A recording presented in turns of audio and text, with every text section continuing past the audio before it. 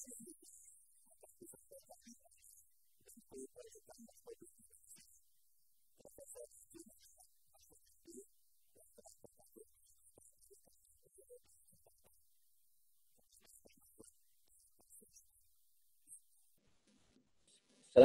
warahmatullahi wabarakatuh. Alhamdulillahi wahdah, assalatu wassalamu ala man la nabiyya ba'dah, Sayyidina Muhammadin sallallahu alaihi wasallam wa man tabi'ah hudah wa ba'dah. Para alim ulama, wabil khusus Sohibul Bait, Kiai Haji Anwar Mansur, kemudian para kiai-kiai yang hadir, Kiai Haji Mustafa Bisri, Kiai Haji Abdullah Kafabi Mahrus, Kiai Haji Zamzame Mahrus, Kiai Haji Anem Falahuddin, Kiai Athaillah Anwar Mansur, Bapak Profesor Nadir Sahusen, dan rekan saya Bapak Mendagri Profesor Tito Karnavian. Syukur alhamdulillah, hari ini atau siang ini kita akan meluncurkan buku ketiga dari buku fikih kebangsaan. Yang seri pertama itu merajut kebersamaan di tengah kebinekaan, yang kedua menebar kerahmatan Islam, yang ketiga jihad dan kewarganegaraan non-muslim di dalam negara bangsa. Hari ini kita akan meluncurkan yang ketiga. Hadirin sekalian, keseluruhan isi buku ini, kalau dilihat dari satu segi, itu memaparkan bagaimana hubungan antara Islam dan negara.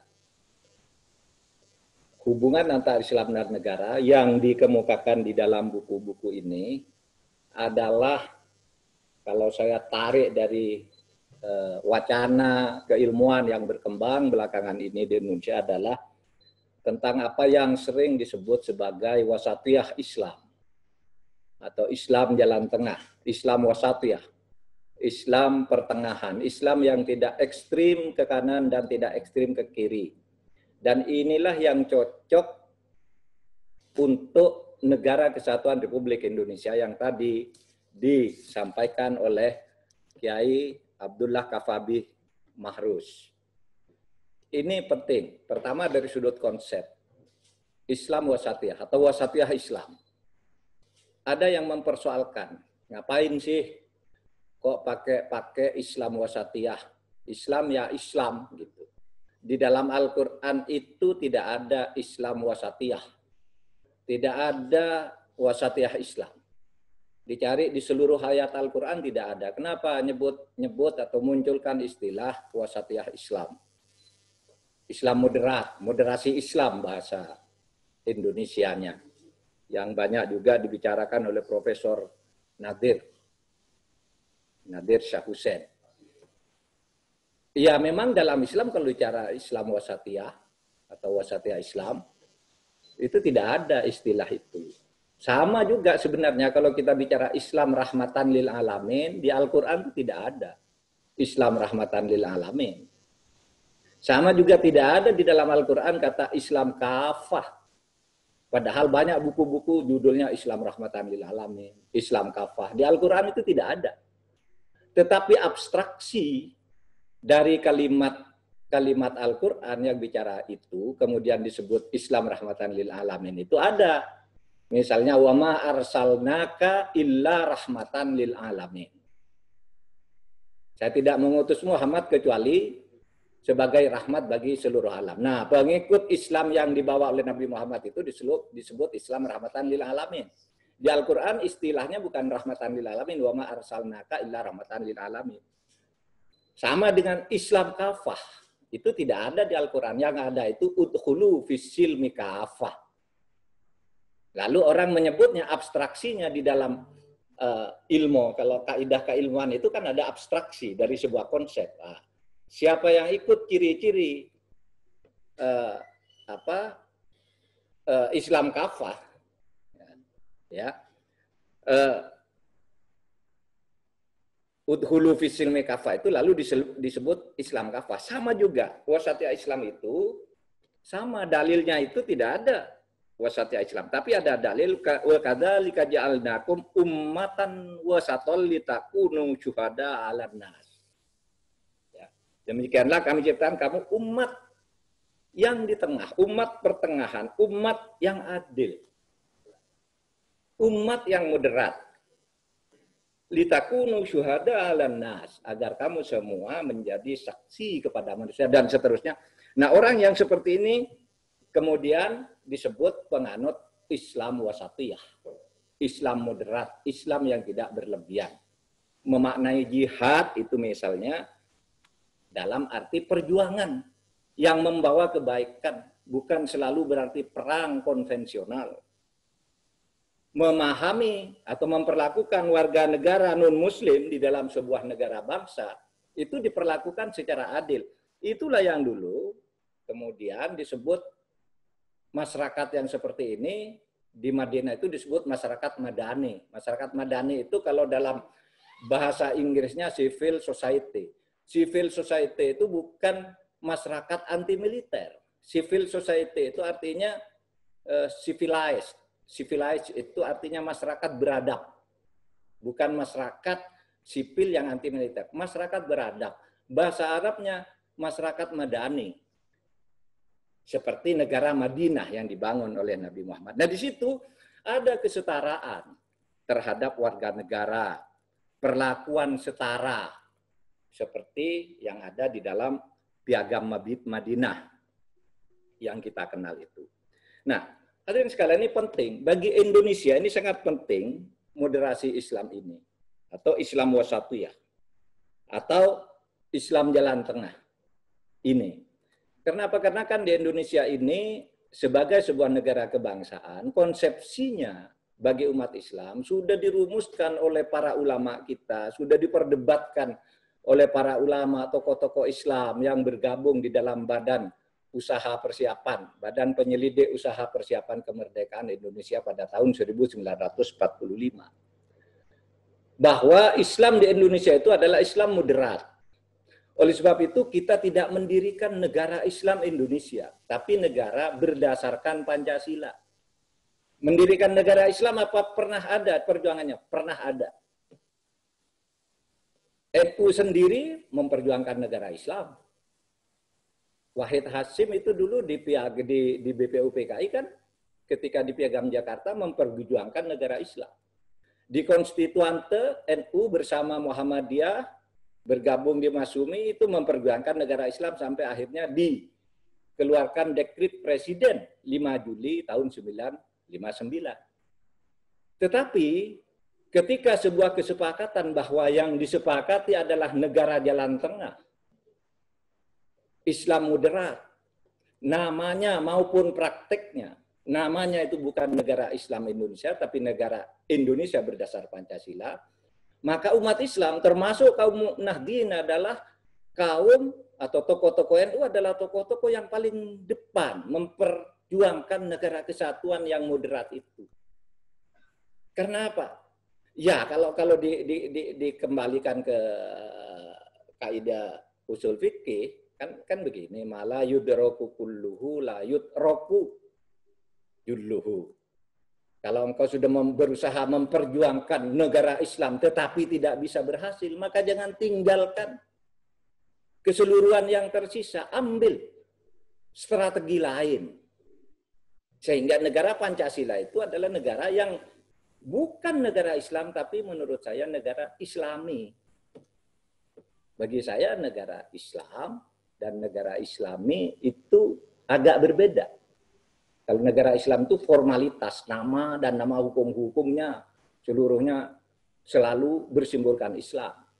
Tetapi kalau Islam itu sifatnya yang masuk, sifat rahmatan lil alamin, sifat moderat, sifat santun, kejujuran, maslahah, keadilan dan sebagainya, itu sifat semua. Tidak usah pakai nama. Sehingga apa yang dipakai di situ yang saya pahami al-ibrah. Al-ibratu fil Islam bil jauhar. La. bil madhar. Patokan dasar atau pelajaran sejarah di dalam ajaran Islam itu adalah substansinya, enggak usah nama simbol-simbolnya.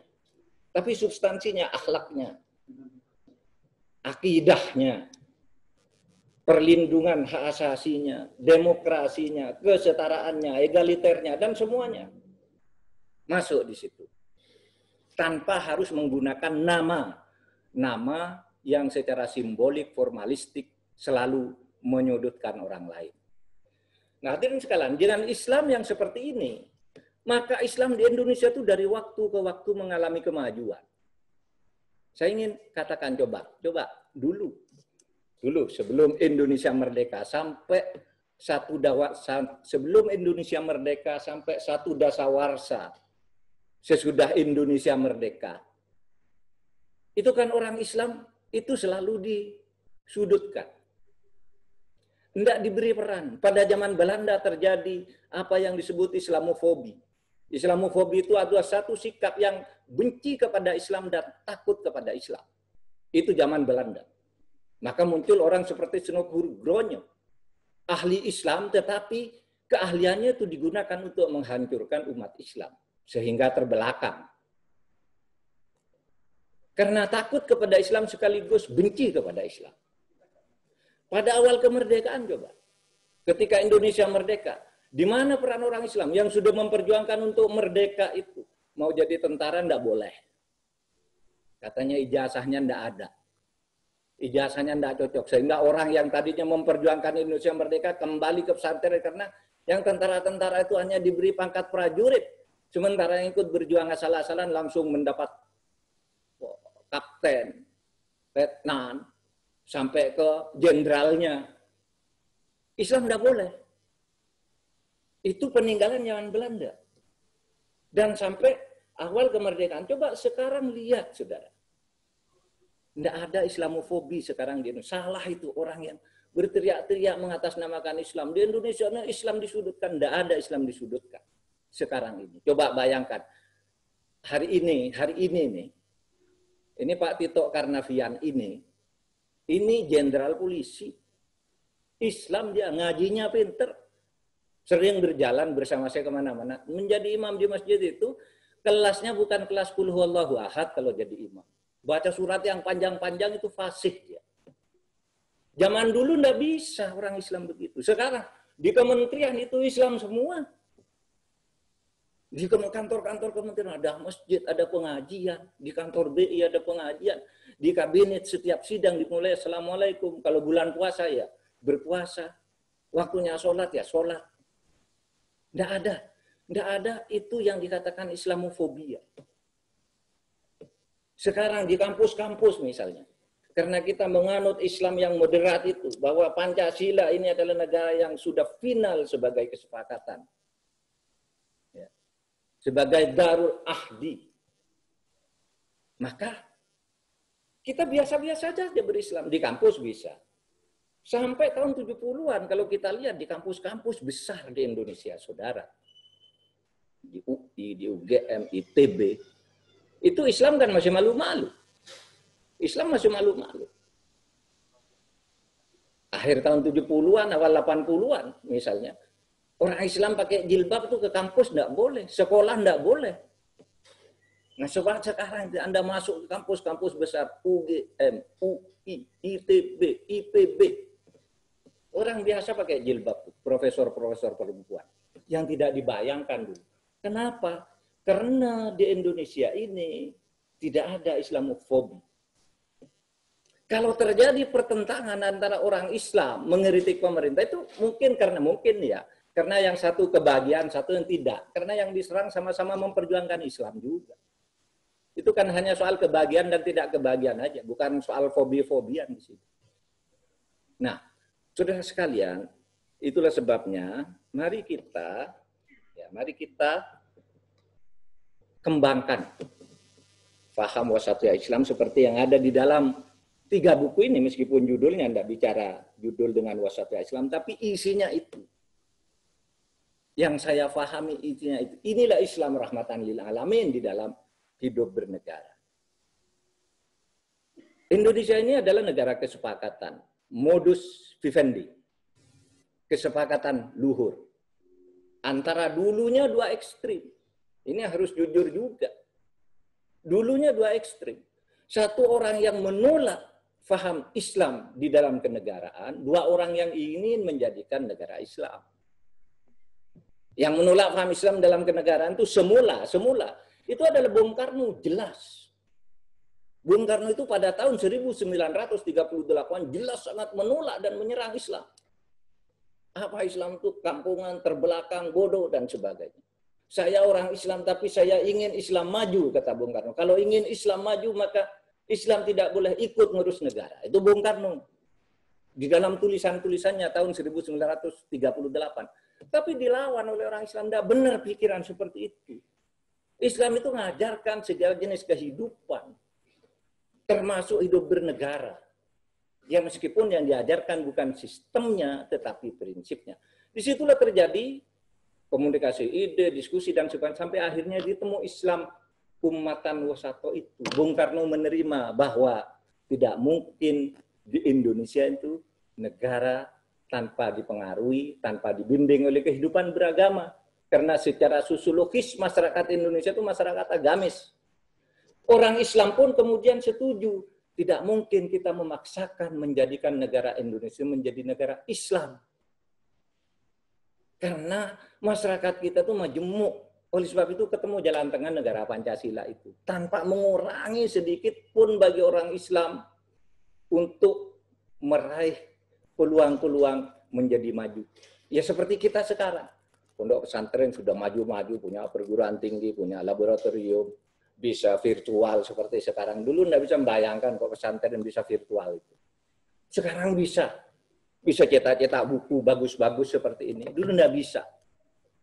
Tapi karena apa?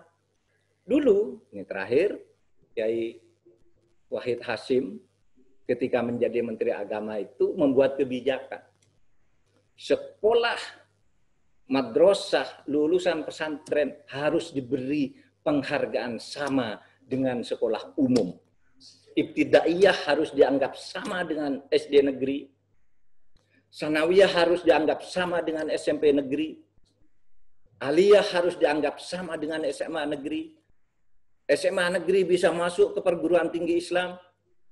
Aliyah bisa masuk ke perguruan tinggi umum. Itu tahun 50-an. 51 Kiai Wahid Hasyim membuat itu. Bersama Menteri Pendidikan Bahdar Johan. Akibatnya apa? Islam masuk ke lembaga pendidikan dan pada tahun 80-an sudah banyak melahirkan master, 90-an doktor, kemudian profesor. Sehingga sekarang Islam itu di Indonesia itu ibarat air yang mancur dari bawah ke atas. Bukan yang tumpah dari atas, tapi mancur dari bawah ke atas. Masuk ke berbagai institusi negara. Sehingga di kantor polisi, kantornya Pak Tito dulu itu, saudara, saya terharu setiap saya ke daerah, di sana ada pengajian, Kapolresnya pinter ngaji, pinter dakwah, dibangun masjid, di kantor TNI juga sama, di kantor pemerintah sama. Jadi tidak ada kata Islamofobi itu. Saya ingin katakan sekali lagi, kalau ada orang bilang di Indonesia Islamofobi, itu hanya orang yang kalah saja di dalam persaingan. Karena tidak ada di sini agenda-agenda untuk menyudutkan Islam. Karena dikatakan Islam sebagai rahmatan lil alamin dan sebagai fakta bahwa masyarakat Indonesia adalah masyarakat yang Islami, itu tidak akan bisa dihindari. Tidak akan ada orang yang bisa kok menghalangi orang Islam di Indonesia maju, tidak bisa.